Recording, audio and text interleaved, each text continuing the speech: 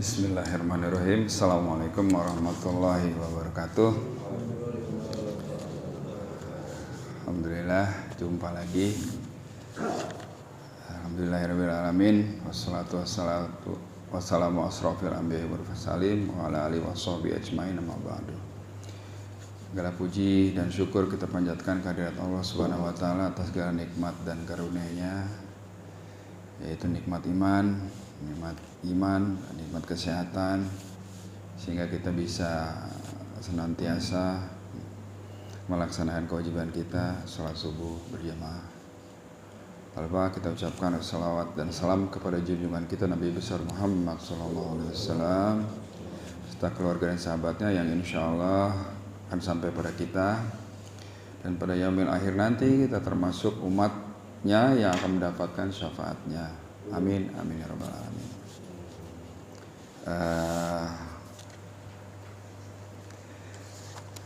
Yang akan saya share saat ini adalah kita tahu bahwasanya di Quran itu tidak hanya ada hukum-hukum, peraturan, juga ada kisah-kisah.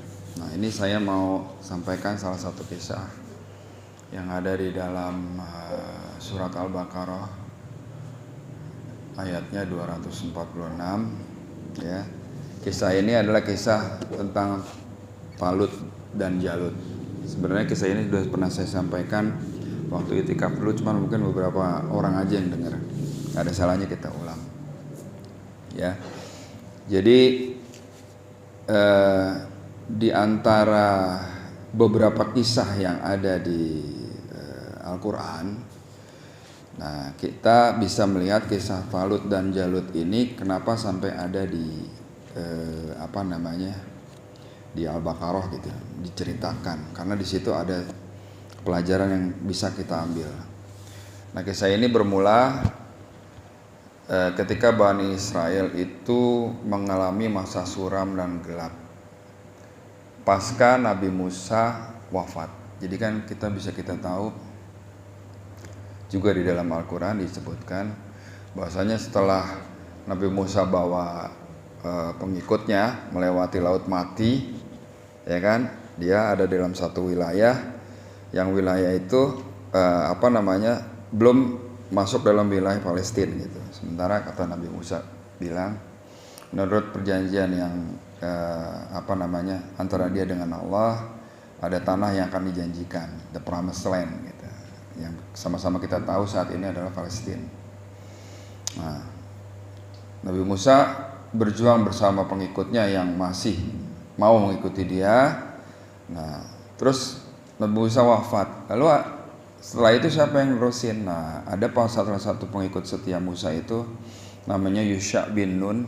Kalau mungkin di Bible itu namanya Joshua, ya.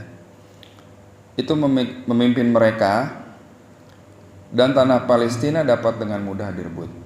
Nah, jadi ada namanya Yusha bin Nun atau yang kalau di Bible namanya Joshua.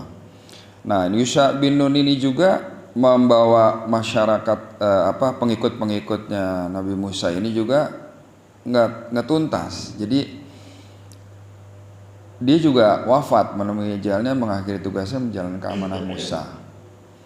Nah, sejak meninggalnya Yusha bin Nun ini, Bani Israel nggak ada pemimpinnya. Jadi Bani Israel itu selalu kepingin ada istilahnya pemimpin agamanya gitu loh. Begitu pemimpin agamanya nggak ada, dia galau, dia terpuruk. Jadi sekian lama Nabi nggak diutus ke Bani Israel, mereka tuh kayak terlunta-lunta, kayak domba nggak ada pengembalanya gitu loh. Jadi sikapnya Bani Israel sendiri sebenarnya dia butuh yang namanya pemimpin. Dalam hal ini pemimpin masyarakat dan pemimpin agama juga gitu loh. Dia pimpin. Nah, begitu nggak ada pemimpinnya kocar-kacir gitu ya. Ya kan? Nah, di tengah kekosongan kepemimpinan ini, masyarakat Bani Israel itu mulai itu ngelupain agamanya dia. Mereka banyak melakukan dosa, bahkan memburu para nabi-nabi yang sepertinya diharapkan menjadi pemimpinnya. Seperti kita tahu ya, banyak cerita-cerita di dalam Al-Quran juga disebutkan Bani Israel itu ada yang bisa gitu tega-teganya bunuh nabinya sendiri gitu loh. Nah, padahal dia butuh pemimpin. Nah ya, kondisi yang lama-lama carut-marut kayak gini lama-lama merubah mereka itu menjadi masyarakat kafir, zalim dan durhaka. Allah pun murka sehingga mencabut kekuasaan mereka.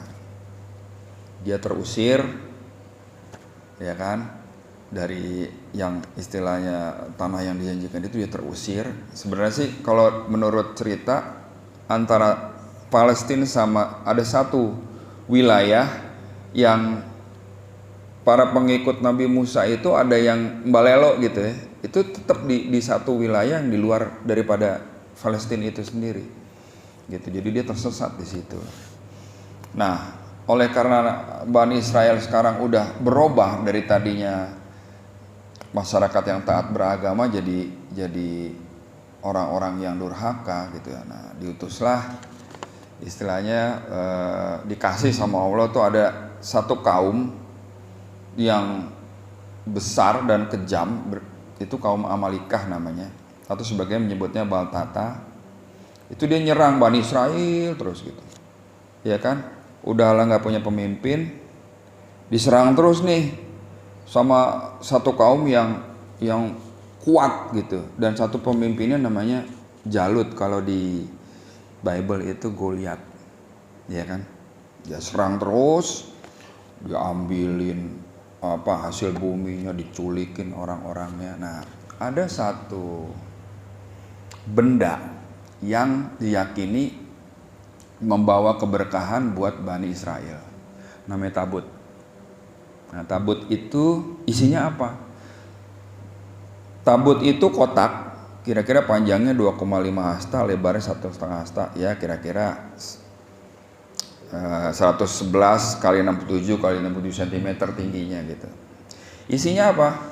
Isinya itu ada bajunya Nabi Musa, bajunya Nabi Harun, tongkatnya Nabi Harun gitu. Terus ada mangkok-mangkok emas yang dipakai buat jamuan mereka. Nah, tabut ini, kotak ini tuh terbuat dari kayu akasia. Bagian luarnya dilapisin emas. Kalau misalnya Bapak searching di Google tuh tabut kelihatan tuh bentuknya, kotak begitu, ada cungkupnya, ya. Nah, terus di situ pula di dalam tabut itu terdapat pecahan Ten Commandment. Jadi kalau waktu Bapak tahu Nabi Musa dipanggil oleh Allah 30 hari lalu digenapkan 40 hari dapat perintah, ya. Ten Commandment itu kalau kita tahu turun dari gunung. Kan dia nitipin ke Nabi Harun tuh, Nabi Harun, selama saya di gunung kamu yang pimpin ya. Begitu dia balik,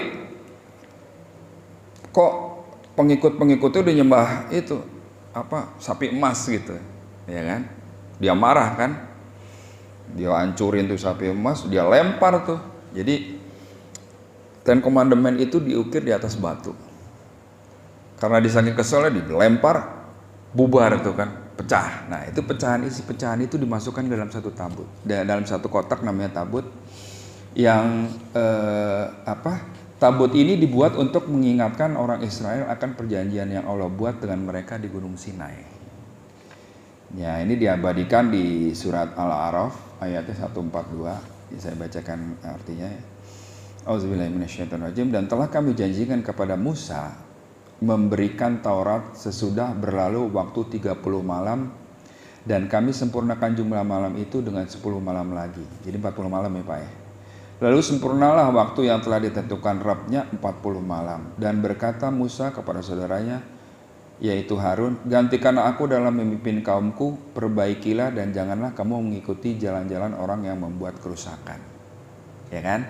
Jadi begitu perjanjian yang dia bilang ini adalah perjanjian antara Nabi Musa dengan Allah. Allah turunkan Ten Commandment kepada Nabi Musa nitip, ya Harun titip nih, ya kan, pengikut-pengikut kita nih, jangan sampai dia mabal lagi gitu kan. gecol lagi gitu. Tapi begitu dia pulang ngelihat kayak begitu, waduh, marah dia. Nah, tabut ini, kotak ini itu digunakan bangsa Israel untuk mempompa semangat dia dalam misalnya mau berperang, berkehidupan. Jadi kayak misalnya berkembang lah. Dengan adanya tabut ini, seperti mereka tuh mau mendapat kekuatan ekstra. Maka begitu bangsa Israel kalah perang lawan bangsa Amalekah, terus tabut ini diambil. Jadi sempat diambil nih tabut ini sama bangsa Amalekah itu. Jadi lemahlah di bangsa Israel. Jadi di sini kita tahu bahwasanya bangsa Israel itu percaya sama satu yang ini membuat kita menjadi kuat. Ini membuat kita menjadi lebih baik dari kemarin, lebih kuat, lebih hebat gitu. Begitu bendanya diambil, dia lemah. Jadi kita tahu seperti itu ya. Memang bangsanya Nabi Musa itu memang mempunyai kecenderungan akan percaya kalau dibuktikan dengan mukjizat. Tapi kita bisa tahu kisahnya Nabi Musa ya kan. Namun setelah berkali-kali diberikan mukjizat tuh, Nabi Musa tetap aja akhirnya mereka maksiat lagi.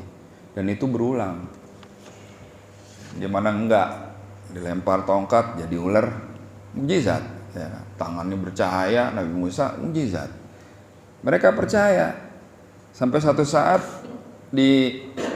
setelah lolos dikejar-kejar oleh Firaun sampai ke satu tempat lapar, dia minta, ya kan, si pengikutnya Nabi Musa ini yang sebenarnya cuma ngikut aja tapi dia nggak mengimani gitu. Dia minta gini, ya Musa, kita lapar nih, mintain dong sama Tuhanmu katanya. Keluar tuh hidangan, gitu kan. Nah, itu kan mukjizat. Dia saat itu percaya, tapi habis itu didustakan lagi. Nah, itu berulang. Nah, jadi bangsanya Nabi Musa ini ya, bangsa Bani Israel ini percaya sama yang begitu tuh, ada benda, ada apa gitu. Tabut ini diyakini bangsa Bani Israel membawa ketenangan dan kemakmuran. Ya. Jadi saya ulangi lagi, bangsa Amalekah menyerang Bani Israel, ngambilin hasil buminya, nyulikin anak-anak dan semua segala macam. Itu lama-lama Bani Israel nggak tahan, ya kan? Bani Israel nggak tahan, terus bagaimana kita keluar dari posisi seperti ini gitu. Nah, mereka ingat lagi bahwasanya kita itu perlu pemimpin, perlu nabi gitu ya. Jadi gimana caranya nih, ya kan? Nah, di tengah penindasan Bani Amalekah ini, para pemimpin-pemimpin Bani Israel istilahnya yang berkumpul dipercayakan gitu, ngumpul nih. Dia rembukan, terus dia bilang kayak kita perlu nabi nih untuk mimpin kita nih gitu kan. Coba kita cari ada nggak keturunan-keturunan yang nabi-nabi terdahulu yang masih ada gitu. Nah, itu Bani Israel tuh. Ya. Nah, mereka percaya kalau nabi itu pasti keluar dari keturunannya Lawi. Jadi nanti saya jelaskan Lawi itu siapa. Jadi mereka cari, ternyata ada satu keturunan Lawi yang masih ada tapi bukan laki-laki. Itu perempuan namanya Hubla. Nah, Hubla itu begitu dia tahu, wah ini keturunan dia ini biasanya keluarnya jadi nabi ini. Nah, itu dipelihara. Istilahnya di treatment lah sama Bani Israel saat itu. Nah, ya kan? Nah, seperti kita tahu, ini saya jelaskan sedikit tentang si Lawi ini. Jadi kan Nabi Yakub itu, ya kan, keturunan keturunan Lawi itu adalah keturunan dari Nabi Yakub, ya kan. Nabi Yakub kan Ibrahim, Yakub, ya kan, terus turun ke bawah. Nah, Nabi Yakub tuh punya istri 4. Laya, Rahil, Zalfah, Bahla. Dari Laya dapat 6 anak, diantaranya Lawi dan Yehuda. Nah, Lawi ini keturunannya itu semuanya Rasul, Nabi dah, bukan Rasul, Nabi. Kalau Yehuda, keturunan ini semuanya raja. Tuh, Bani Israel tuh begitu. Kalau misalnya dia, oh ini keturunan si Yehuda nih, pasti banyak nih raja dari sini gitu. Nah, dari Rahil, istrinya Nabi Yakub sendiri itu dapat Yusuf dan Bunyamin. Ya kita bisa tahu ceritanya Nabi Yusuf ya. Jadi keturunan Lawi dan Yehuda ini diyakini Bani Israel sebagai rumpun para nabi dan raja yang memimpin kaum mereka. Keturunan Lawi sebagai nabi, keturunan Yehuda sebagai raja. Ya. Nah, terus itu sedikit tentang Lawi ini. Jadi Hubla ini masih keturunan Lawi, tapi dia perempuan, enggak laki. Berarti ini dari keturunan dia nih, pasti kita dapat nabi ini gitu. Jadi dipelihara tuh sama Bani Israel. Nah, akhirnya Hubla pun berdoa gitu kan. Dia hamil, berdoa, dia dipercaya sama Bani Israel bahwa dari keturunan dia akan ada rasul atau nabi. Dia berdoa kepada Tuhannya, kepada Allah itu. Karena ini masih pengikut dari Nabi Musa ya, Hubla ini. Walaupun memenuhi doa sang wanita solihah tersebut, lahirlah anak laki-laki yang kemudian diberi nama Samil. Kalau di Bible namanya Samuel. Ya, jadi ada nabi, kemarin ada nabi apa Pak? Kemarin yang disampaikan Pak Rahmat, nabi apa? Huzair. Nah ini ada nabi Samil. Atau kalau kita sering dengar di Bible itu Samuel, Syaumil atau Samun, yang artinya adalah nama Samil itu Allah mendengar permohonan saya gitu lah. Makanya Hubla menamakan dia Samil karena dia berdoa terus. Nah, begitu Samil lahir, tumbuh besar, ciri-ciri kenabian ada, jadi percaya bahwa inilah pemimpin agama kami, kata Bani Israel saat itu. Singkat cerita, Samil pun kemudian diutus Allah untuk mengemban risalah para nabi. Kepada Samil, Bani Israel berharap dapat mengakhiri penindasan kaum Amalikah ini. Hingga satu hari, Bani Israel meminta Samil mengangkat seorang pemimpin untuk mereka berjihad di jalan Allah melawan penindasan. Jadi kan dia diserang terus tuh sama bangsa Amalikah. Ini udah ada nabi nih, ya kan? Jadi Bani Israel itu percaya dari nabi ini dia punya apa nih? Punya nubuat bahwasanya ini loh pemimpin kalian. Nah itu kita imani kalau dia udah ngomong begitu. Makanya begitu Bani Israel minta tolong sama Nabi Samil ini untuk berdoa, mereka berkata, angkatlah untuk kami seorang raja supaya kami dapat berperang di bawah pimpinannya di jalan Allah, kata Bani Israel kepada Nabi Samil. Nah, ngedengar kayak gitu Nabi Samil nggak langsung percaya Pak. Kenapa? Ia meragukan Bani Israel yang memang gemar membangkang. Nah, terus dia menjawabnya gini, begitu dia tanya, tolong dong Nabi Samil, pilihkan kami seorang pemimpin supaya kami bisa berperang, ya kan, melawan bangsa Amalekah ini. Nah, katanya Nabi Samil apa? Bisa jadi saat kalian nanti diwajibkan berperang, kalian tidak mau berperang, ujar sang Nabi. Namun Bani Israel ngotot. Gimana kita nggak ikut berperang? Kita udah terusir, udah istilahnya udah diambilin hasil bumi kita, udah diculikin orang-orang kita gitu kan. Kita pasti berjuang bersama pemimpin yang kamu pilih gitu. Ngotot gitu Pak.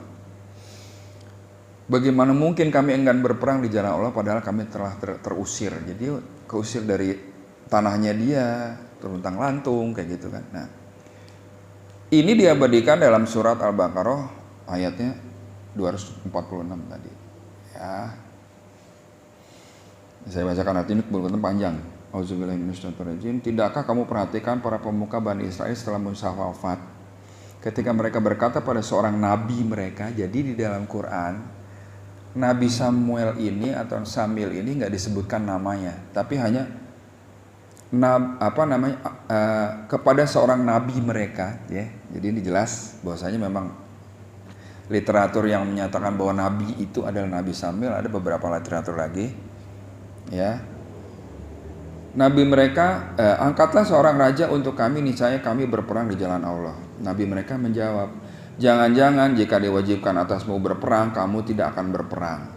Mereka menjawab lagi, mengapa kami tidak akan berperang di jalan Allah, sedang kami telah diusir dari kampung halaman kami dan dipisahkan dari anak-anak kami. Tetapi ketika perang itu diwajibkan atas mereka, mereka berpaling kecuali sebagian kecil dari mereka, dan Allah Maha mengetahui orang-orang yang zalim. Tuh, lihat. Apa enggak saya bilang kata Nabi Sambil. Begitu Anda diwajibkan berperang, pada lari itu, lu aja dah yang perang. Gue mah di sini aja dah gitu. Gitu. Nah, jadi ketika diminta berdoa untuk memilihkan pemimpin untuk kita bisa keluar dari cengkramannya si bangsa Amalika ini, Nabi Samil berdoa untuk mendapatkan petunjuk. Oke lah, saya berdoa, saya mau cari nih pemimpin kalian tuh siapa gitu. Whatever mereka bilang kan, kalau ada pemimpin, kami akan ikut berperang. Oke, saya doa nih, kata Nabi Samil. Terus Allah pun memberi petunjuknya. Nah, di pagi hari, lagi dia nongkrong tuh di depan rumahnya, lagi dia santai gitu lagi. Siapa kira-kira yang jadi pemimpin itu? Lewat anak muda. Badannya tegap, ya kan? Nggak terlalu tinggi, nggak terlalu pendek, sedang aja, ya kan? Nah, ada pemuda tampan, gagah, soleh, cerdas gitu loh. Namanya Talut, atau di Bible mungkin Saul namanya.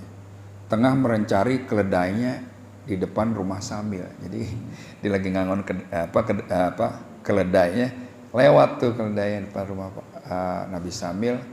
Dia datang. Wah, ini kayaknya nih, karena Nabi Samil udah dapat petunjuk ciri-cirinya yang jadi pemimpinnya nih Bani Israel tuh apa aja, ya kan? Dia ngelihat nih ada nih di pemuda ini, dia panggil, ya kan?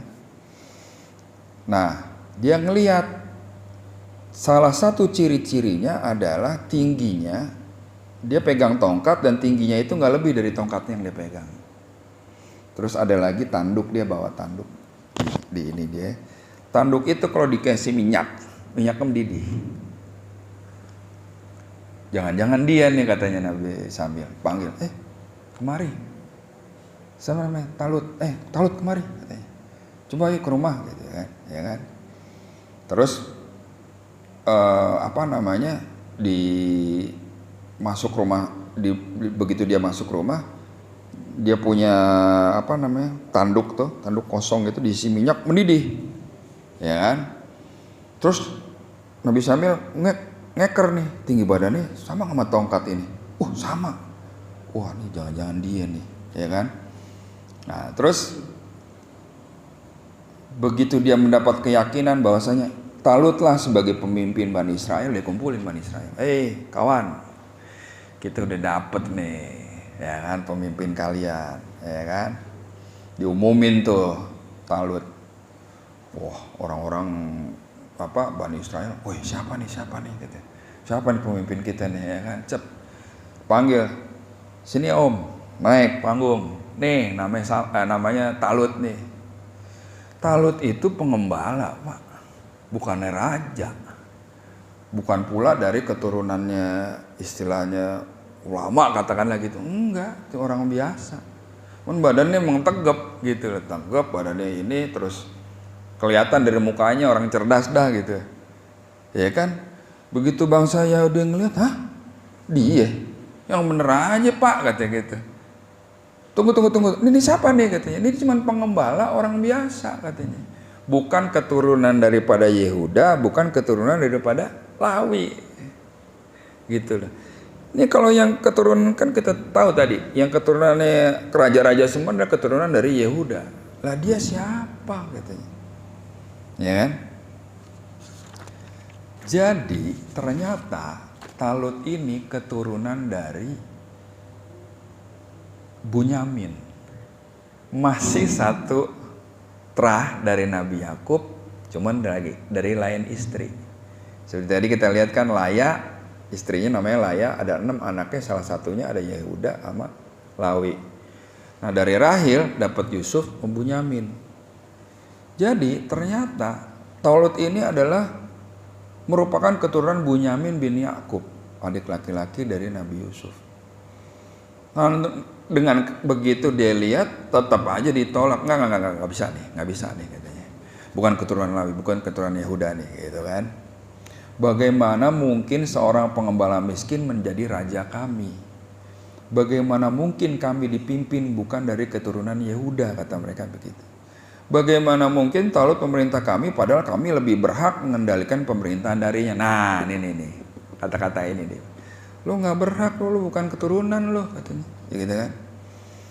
Terus Nabi Samil pun menjawab dengan ringan, sesungguhnya Allah telah memilih rajamu dan mengandung dirinya ilmu yang luas dan tubuh yang perkasa. Tentu Allah memberikan pemerintahan kepada siapa yang dia kehendaki, ya kayak ayat yang kemarin tuh.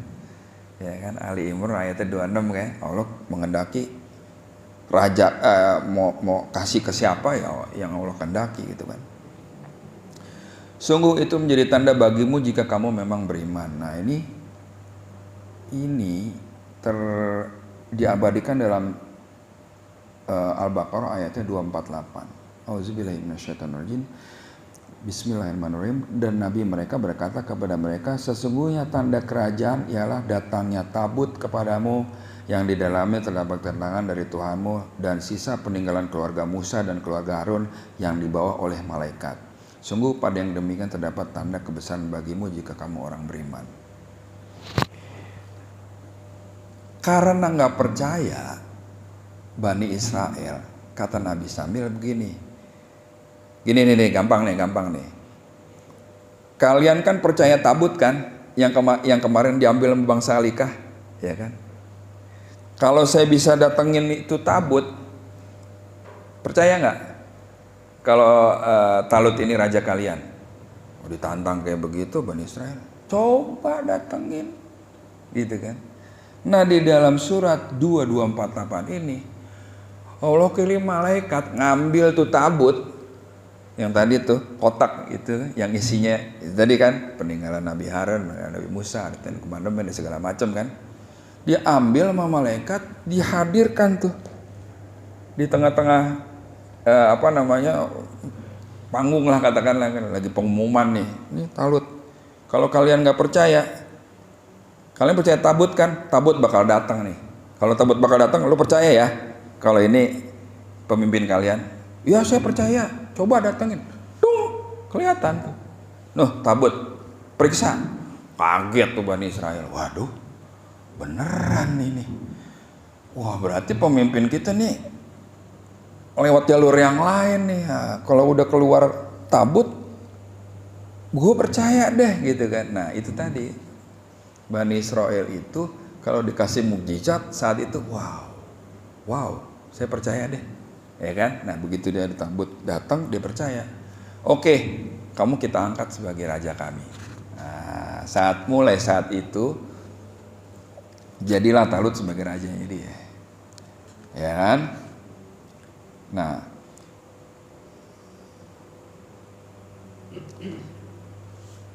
bukti Talut terpilih adalah tabut datang. Ya kan? Diabadikan di surat Al-Baqarah 248.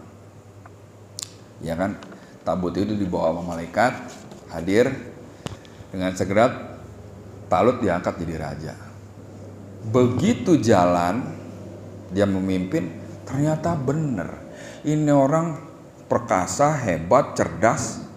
Wah emang cocok nih, nggak salah nih Nabi Samuel, ya kan, milihin nih Talut nih.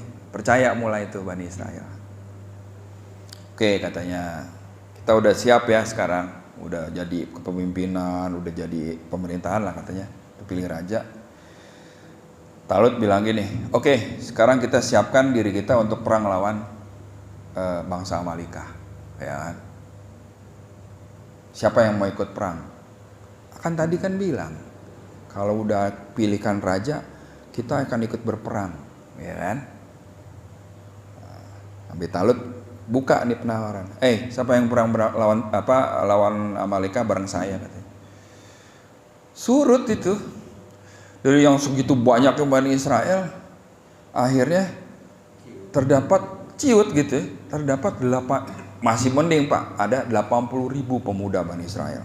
80.000 mau jadi prajurit dia. Ya kan? Terus sama sama Talut. Oke, 80.000 ya. Yang lain ada yang udah kocar-kacir itu. Ya kan, sesuai Nabi Sambil bilang, lo begitu dia diwajibkan berperang lo pada kabur lo, katanya. Kabur beneran. Nah, sisanya 80.000 Pak nih. Nah, belum selesai sampai situ Pak. 80.000 nih. Siapin. Wah, baris ya kan. Pakai senjata segala macam. Terus ayo kita perang lawan bangsa Amalika gitu ya. Wah, balik lagi Pak. Yang namanya pemimpin itu diuji sama yang dia pimpin. Nah, ini ada nih. Ya. Terus udah bikin pasukan, berangkat. Di tengah perjalanan Allah menguji pasukan Talut dengan sungai. Sungai yang mengalir antara Yordania dan Palestina. Dilewatin tuh sungai. Nah, karena Talut ini emang orang yang cerdas, alim, dan ya dia diilhamkan juga oleh Allah, bilang, pasukan, bentar lagi kita ketemu sama sungai ini, kita lewatin, ya kan? 80.000 orang dia ngomong, siapa yang ngelewatin tuh sungai, terus minum sebanyak-banyaknya, ya kan? Niscaya dia nggak akan bisa lagi ikut bareng saya. Jadi kalau emang mau lewat, minum secukupnya, ngebasahin kerongkongan aja, berangkat, gitu. Ya kan? Oh siap, berangkat. Begitu lewat tuh sungai, karena kita udah capek, udah aus, banyak yang minum tuh yang tidak mengindahkan apa yang dibilang sama Talut tadi. Padahal udah diwanti-wanti, lu jangan minum air kebanyakan loh di sungai ini. Ini dikasih sama Allah cuman buat ngebasahin kerongkongan aja gitu. Karena nafsu menguasai sebagian besar pasukan Talut, mereka melanggar. Bapak tahu dari 80.000 orang itu yang melanggar berapa? Sisanya tinggal 300 orang Pak. 80.000 jadi 300. Berarti banyak banget kan yang balelo, bener nggak? Padahal udah diwanti-wanti. Nah itu tadi, pemimpin diuji sama yang dipimpinnya.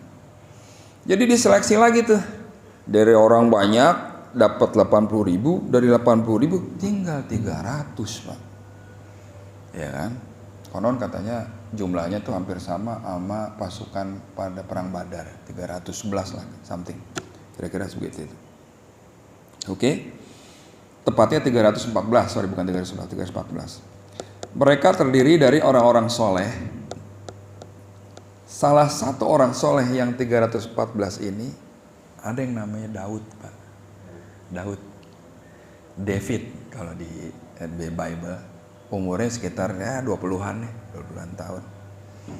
Ya, nggak gede-gede amat, kecil badannya, ya kan? Biasa deh umur 20 tahun. Di perang, yang lain bawa pedang, dia bawa ketapel, ya kan? Pokoknya unik dah, ya kan? Terus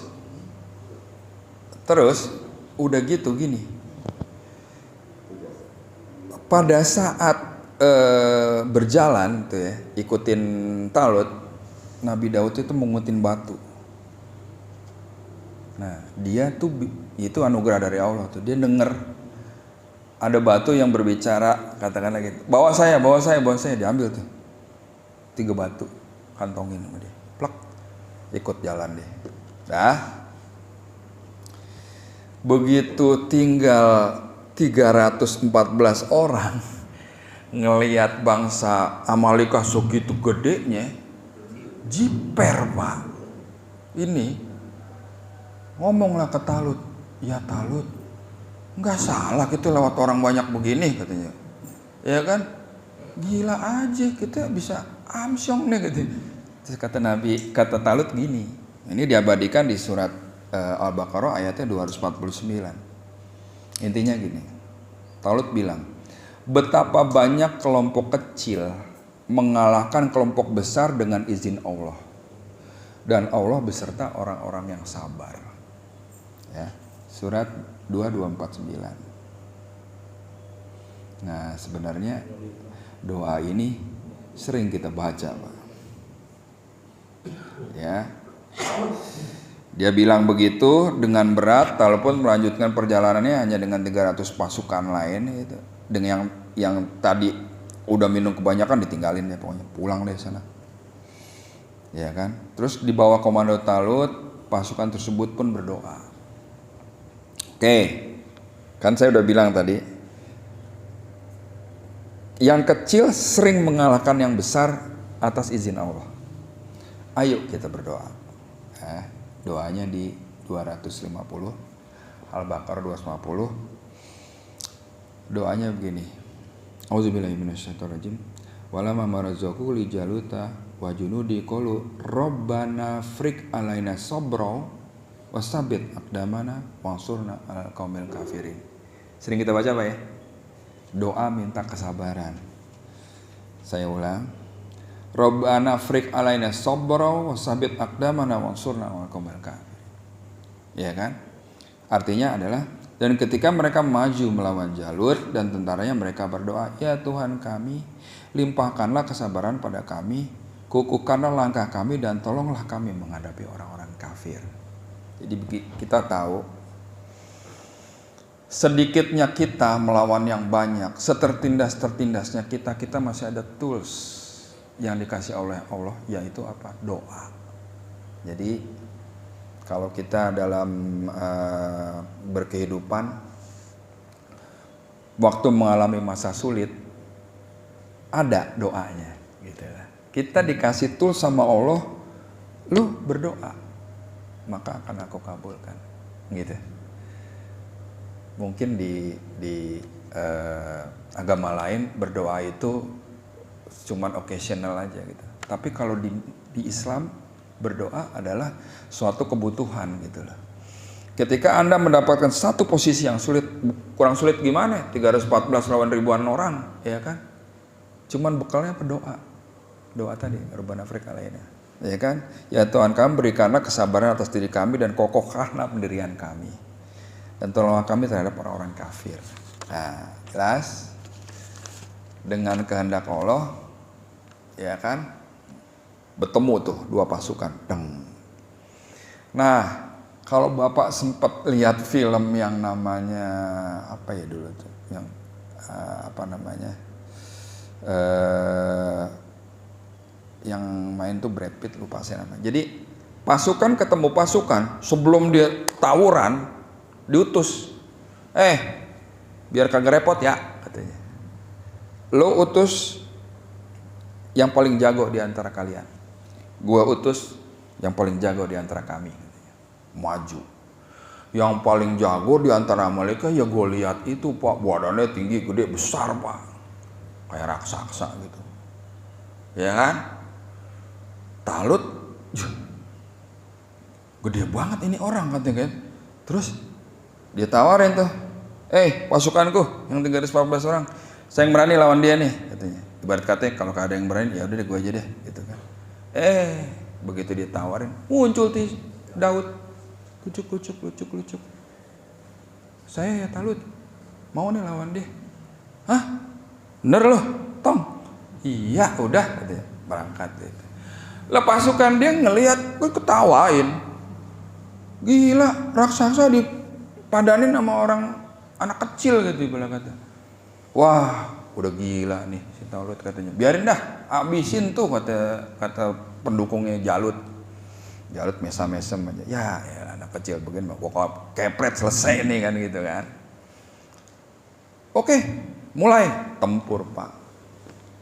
Ya kan, dia ada ketapelnya tuh bukan model begini nih kalau nggak salah nih. Ya, dimasukin batu yang 3 biji tadi Pak. Dia ngelihat orang lain pada pakai pedang, dia pakai ketapel, makin ketawa lagi. underestimate dia tuh si Goliat, si Jalut. Tapi begitu dia maju disambit, kenapa? Plak, wah gila. Kelayangan tuh si Jalut. Wah ini gila juga nih anak nih. Lempar lagi, tetap. Yang ketiga apa? Kena pas di tengah-tengah sininya Pak. Jeder, roboh Pak. Blak, mati. Ya kan? Surak tuh yang 314 orang, hore, nggak jadi perang gitu. Ya kan? Menang. Lah yang banyak ini bangsa Amaleka jiper Pak. Dia ingat buset. Lawan anak kecil, ini yang segede gaban aja jatuh. Apalagi kita, ada deh. Oke. Ente menang katanya. Jadi kalau nggak salah nih, yang saya baca kagak jadi perang Pak. Gara-gara itu duel itu nggak jadi perang. Nah, yang tadi diharapkan kan Tolut yang maju, nggak taunya Daud. Nah sebelum maju, Tolut tuh bilang gini, siapa yang berani lawan itu Jalut, kalau dia menang bakalan gue jadiin saudara gue, bakalan saya nikahin sama anak saya, kata Talut begitu. Daud yang menang. Wih, ini dia nih pahlawan baru kita namanya Daud. Oke, sesuai perjanjian, kamu saya nikahkan sama anak saya, mewarisi kerajaan dia. Gitu Pak ceritanya. Ya kan? Menurut cerita ya, 3 batu tersebut bukan batu biasa. Karena selama perjalanan menuju medan peperangan, Daud mengambil 3 batu yang dia ngomong tuh. Nah, setelah menang lawan si Jalut, Talut pernah berjanji tadi, barang siapa berhasil membunuh Jalut maka akan dinikahkan dengan putrinya, serta memberinya separuh kepemimpinan kerajaan Bani Israel. Daud pun dapat bonus hadiah tersebut. Ya. Hingga usia Daud mencapai 40 tahun, Talut akhirnya wafat. Daud pun menggantikan posisi Talut menjadi raja Bani Israel. Tak hanya itu, Allah mengutusnya sebagai nabi dan rasul serta diturunkannya kitab suci Zabur. Ya, jadi di ayat 251 ini, surat 251, mereka auzubillahi minasyaitonirrajim, maka mereka mengalahkannya dengan izin Allah dan Daud membunuh Jalut. Kemudian Allah memberinya Daud kerajaan dan hikmah dan mengajarinya apa yang dia kehendaki. Dan kalau Allah tidak melindungi sebagian manusia dengan sebagian lain, niscaya rusaklah bumi ini. Tetapi Allah mempunyai karunia yang dilimpahkannya atas seluruh alam. Nah, di sini diberitahukan bahwasanya diberi kerajaan dan hikmah dan mengajarinya apa yang dia kehendaki. Seperti kita tahu, Nabi Daud itu kuat. Dia bikin baju zirah aja pakai tangannya sendiri, Pak. Padahal besi. Dikasih mukjizat juga mau Allah gitu. Ya kan, Nabi Daud. Orangnya kecil, bisa ngalahin yang gede. Terus memang ternyata dia super lah pokoknya. Nah, demikianlah kisah Talut dan Jalut, yang mana kita bisa banyak mengambil pelajarannya gitu loh Pak. Nah, jadi begitu kita lihat jadi bisa kita carilah literatur tentang kisah Jalut dan Talut ini. Juga di surat 2252-nya bilang bahwasanya itulah ayat-ayat Allah kami bacakan kepadamu dan dengan benar, dan engkau Muhammad adalah benar-benar seorang rasul. Jadi pelajaran yang dapat diambil apa? Yang pertama adalah kisah ini ada dalam Al-Quran sebagai referensi dan pelajaran bagi Rasulullah dalam berdakwah. Jadi Rasulullah yang berdakwah kasih bekal nih, cerita nih. Dulu tuh ada tuh namanya Talut sama Jalut, ya kan? Yang kecil bisa mengalahkan yang gede, yang sedikit bisa mengalahkan yang banyak. Nah, kejadian lagi, ya kan? Perang Badar, dikit orangnya, tapi tetap menang. Nah, gitu. Jadi kisah ini adalah sebagai referensi Rasulullah dalam berdakwah. Yang kedua, sifat bangsa Israel yang walaupun dilebihkan dari bangsa lain, begitu kita tahu ya di Quran ini, telah aku lebihkan engkau dari masyarakat yang lain, umat yang lain gitu kan. namun susah untuk percaya pada keputusan Allah. Tuh Bani Israel tuh Pak. Sifatnya, walaupun udah dilebihkan, gimana dilebihkan? Ya banyak keturunan Bani Israel yang jadi nabi sama rasul, tetap aja, ya kan? Mengenai keputusan Allah tuh, ya, tapi ditentang, gitu kan? Yang ketiga, Talut adalah raja yang dipilih Allah melalui kabar yang diilhamkan kepada Nabi Samil. Intinya begini, seperti yang Rasulullah sering katakanlah, dia begitu dia dapat wahyu, ya kan, ya, bisa lewat mimpi, bisa lewat apa kan gitu kan. Nah ini dicontohkan bahwasanya Talut itu dipilih oleh Allah, referensinya dikasih ke Nabi Samil. Nih orangnya kayak gini, tingginya gini, orangnya begini gitu. Yang keempat adalah pemimpin diuji dengan apa yang dipimpinnya. Seperti kita tahu tadi kan, suruh perang, ya bakal perang, begitu diwajibkan kabur. Ya kan, begitu lewatin sungai, jangan minum kebanyakan, dia minum kebanyakan, gitu kan. Itu. Dan yang kelima adalah yang sedikit dapat mengalahkan yang besar. Itu udah janji Allah gitu. Ya kan? Dengan apa? Dengan kita berdoa, Allah akan kasih dengan atas izin Dia. Yang kecil bisa mengalahkan yang besar, yang dikit bisa mengalahkan yang banyak. Kira-kira itu aja Pak yang bisa saya sampaikan dari kisah Talut dan Jalut ini, supaya kita tahu bahwasanya banyak kisah-kisah di dalam Al-Quran ini yang bisa kita ambil pelajaran, ya kan. Kita juga nambah satu khasanah lagi. Kalau kita bisa dulu kenal ada 25 nabi, ternyata nabi itu 2000-an, ya kan. Salah satunya ini Nabi Samil atau Samuel, ya. Terus udah gitu kita juga bisa melihat pelajaran bahwasanya seperti yang Pak Zulkifli sampaikan kemarin, janji Allah tuh nggak bakal meleset gitu. Nah itu yang dibuktikan di sini. Kira-kira itu aja Pak. Mungkin ada yang bisa ditambahkan atau mau ditanyakan, silakan. Sebelum kita tutup.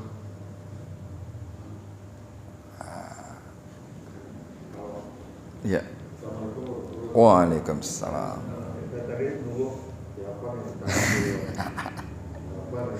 Ya. Jadi saya memberanikan diri lah. Iya Pak, silakan. Karena sedikit saja yang saya tanyakan berkaitan kalau Bani Israel kan sampai saat ini masih ada. Bani Israel. Masih ada orang-orang Israel. Masih ada saudara. Nah saya mau tanya sedikit, sejak kapan Bani Israel itu dikuasai oleh orang Yahudi? Bani Israel itu sebenarnya gini Pak, ini satu semester ya Pak. Jadi yang dibilang, saya pernah dengar ceramahnya Ustadz Adi Hidayat, komprehensif banget, dia datanya banyak, bahwasanya memang Bani Israel itu kan sebenarnya yang ngikut Nabi Musa Pak. Ya, kita tarik ke belakang dulu ya. Bani Israel itu ada pengikut Nabi Musa, yang dibelain sama Nabi Musa dari Fir'aun, dia ngikut. Di tengah jalan Bani Israel itu pecah, ya kan? Ada yang ngikut sama Nabi Musa, ada yang balelo. Itulah yang balelo yang disesatkan oleh Allah 40 hari, entah itu 40 hari, entah itu 40 tahun, saya belum 40 tahun ya, disesatkan. Nah selebihnya yang ikut Nabi Musa. Yang ikut Nabi Musa aja ketika kita tahu tadi, ya kan? Ada yang ikut terus beriman, ada yang balelo lagi, yang gecol lagi gitu. Ya kan? Jadi kalau dibilang bangsa A Israel dikuasai Yahudi, kayaknya kurang tepat ngomongnya Pak. Karena Yehuda itu anaknya Nabi Yakub, itu keturunannya itu Yahudi tadi, Bani Israel gitu. Nah, Bani Israel ada yang ngikutin Nabi Musa, ada yang enggak. Siapa yang ngikutin Nabi Musa? No, yang orang Palestina. Bani Israel tuh, Pak. Ya kan? Bani Israel gitu, ya kan? Nah, terus kalau yang sekarang yang saya pahami ya, Pak ya, yang ini dari versi saya, kan tuh nyebar tuh, wah Promised Land nggak ada nih, gitu kan? Dia nyebar tuh, bangsa Yahudi tuh nyebar.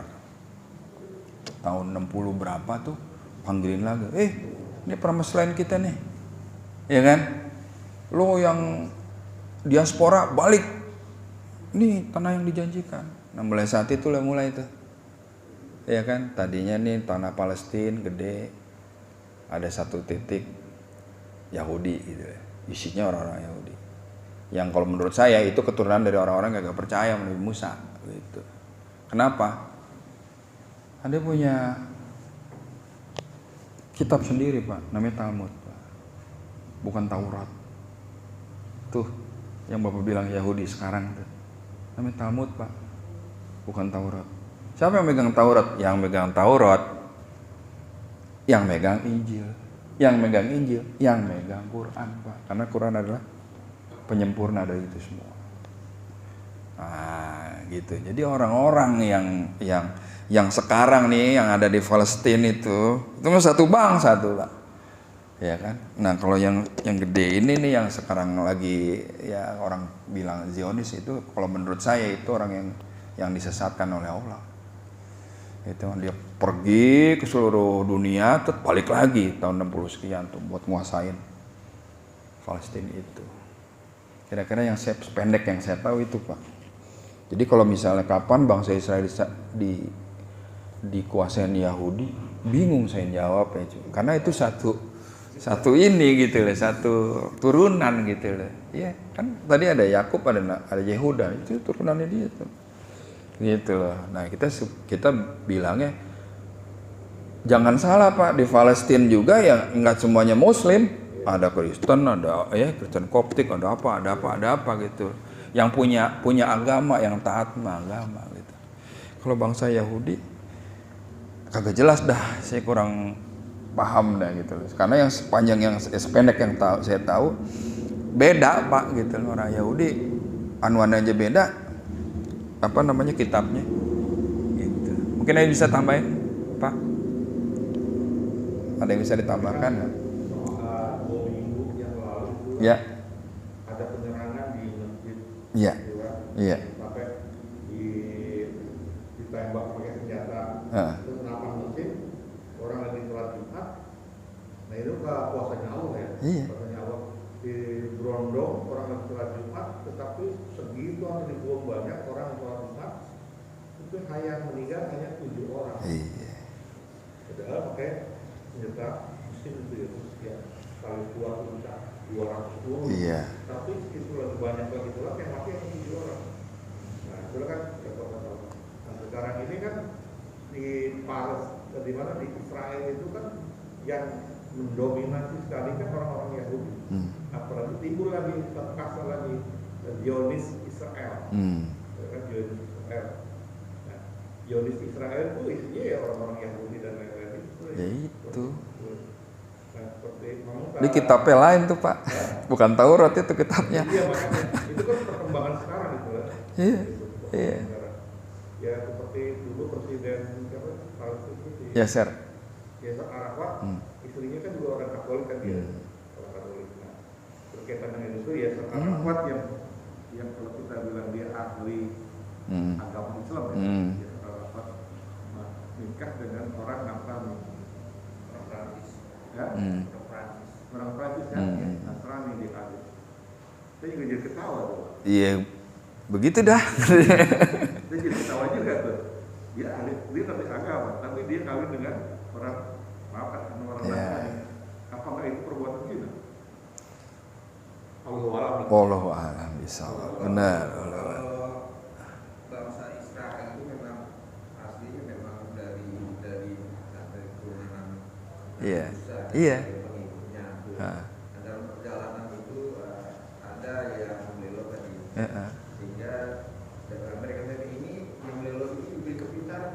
Iya, betul. Diberikan kepintaran, diberi kelebihan. Itu mereka menguasai.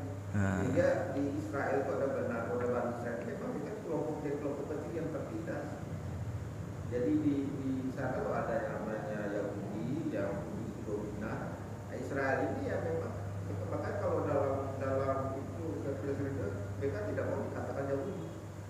Yahudi pun juga tidak mau dikatakan Israel. Iya, betul. Sehingga pada waktu peperangan dunia pertama itu dibahas sama Jerman, tentara Yahudi, betul. Nah, mereka ini juga pintar itu yang dicontoh sama Amerika. Jadilah otak kepintaran Amerika itu banyak itu mengambil itu. Iya. Dari Yahudi. Nah, mereka dikasih kelebihan Pak, memang Pak Israel itu selalu diberi keistimewaan. Ada yang disalahgunakan. Iya. Pintaran tapi Betul. Tapi jangan salah Pak, orang Yahudi pun percaya sama yang namanya nubuat gitu ya.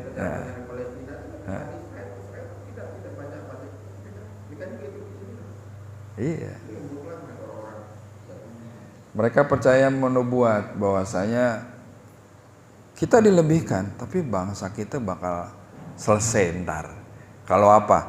Kalau orang Muslim sholat subuhnya udah kayak sholat Jumat. Lah itu siapa yang ngomong? Yang ngomong tuh tokoh agamanya mereka, berarti mereka percaya kan? Bener nggak? Mereka percaya menubuat bahwasanya Yahudi lu bisa berkuasa gitu. Tapi bakal selesai loh. Kenapa? Ketika orang Muslim sholat subuhnya kayak Jumatan. Nih ada satu cerita nih, saya cerita sedikit ya. Bangga. Talut, Jalut. David, iya Daud. Nah, di Bani Israel ini memang mereka diberikan suatu kelebihan, Pak. Maka saya bilang kalau Bani Israel itu saya kan Allah. Iya, harusnya kan Taurat ya. Itu turun ke Injil. Iya, Injil itu. Bisa Taurat, bisa Injil gitu. Iya benar. Di Bakal 2:4 sekian Iya. itu sudah ada, Pak. Jadi kalau kisah Daud, Pak, kalau kita saya Iya. petinju kita juara dunia juga terkalahkan Daud Jordan, Pak. Daud Jordan, iya, kecil orangnya. Tapi jago. Iya. Pak, tapi bahasa saya Iya. bayar iya. Orangnya kecil. Jadi apa yang tertuang di Taurat itu di-cover kembali. Iya, disempurnakan di Quran, Pak, gitu. Ada di Taurat itu nama-nama ya Samuel. Iya, Samuel, David, ya kan, Saul kalau Talut tuh gitu kan. Jalut, Goliat gitu. Makanya saya enggak. Jadi ada satu cerita di perbatasan mana sih ya antara Israel dengan inilah Arab lah katanya. Itu ada satu syekh yang mau nyebrang, Pak. Nyebrang tuh lewat ada kayak pemeriksaan gitu kan, Pak.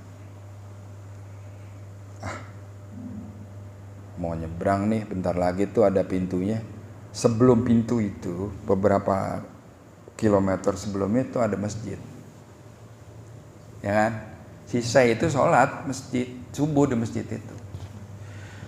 Nggak lama datang mobil tuh, ubrak tuh, ada turun dah, itu namanya pasukan gitu kan. Lagi sholat, gitu. Waduh, ada pasukan datang, ya kan? Udah terus aja sholat. Begitu selesai sholat, assalamualaikum doa, itu tentara balik lagi, Pak, rek gitu. Ngapain itu ya?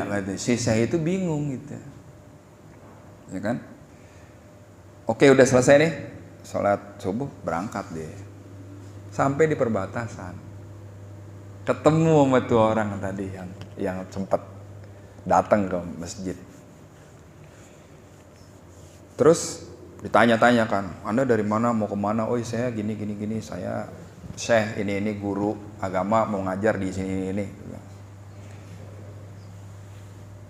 Terus tanya tuh Syekh, maaf nih Pak gitu, tadi Anda ke masjid? Ya gitu. Iya. Saya pikir ada apa ya katanya. Dia senyum Pak.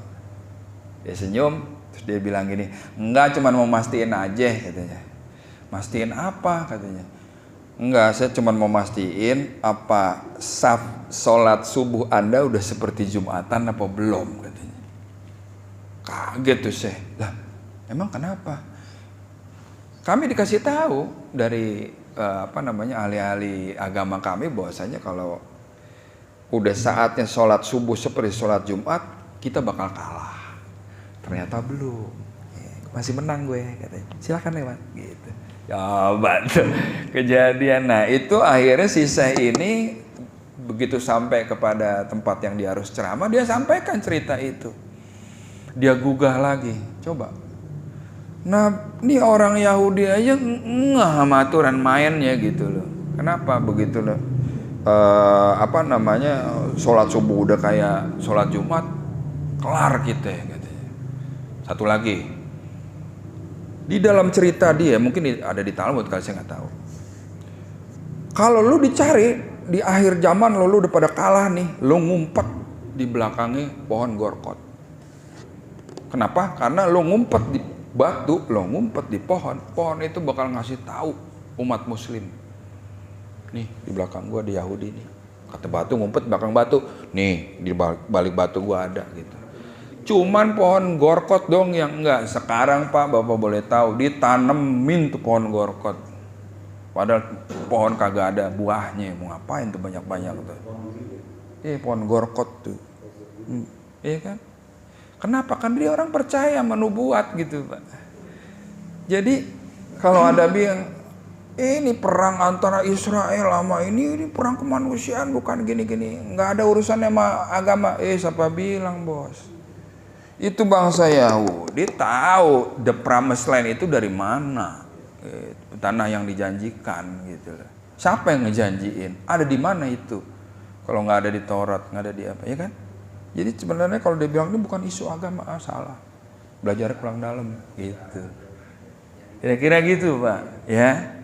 Nah, orang-orang Yahudi tahu kita berkuasa karena dia pinter tadi dilebihkan kan apa segala macam. Tapi dia juga tahu kelarnya gue, ya kan? Kalau orang-orang orang-orang mudanya bangsa Islam itu udah pada sadar dan bangkit.